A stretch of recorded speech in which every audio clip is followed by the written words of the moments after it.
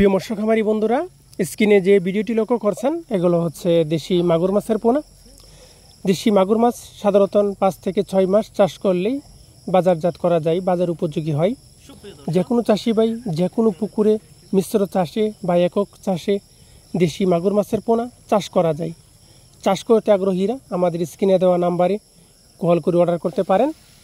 আমরা এই সমস্ত দেশি মাগুর মাছের পোনা বা অন্যান্য কাপজাতীয় মাছের পোনা সমগ্র বাংলাদেশে যত্ন সহকারে সরাসরি হোম ডেলিভারি দিয়া থাকি।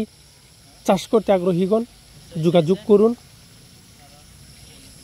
প্রিয় ভিউয়ার্স, দেখেন এই হাতে করে দেখানো হচ্ছে খুবই সুস্থ সবল মাছ, এক সাইজের মাছের পোনা, 1 থেকে 1.5 ইঞ্চি সাইজের একদম পিওর দেশি মাগুর মাছের পোনা।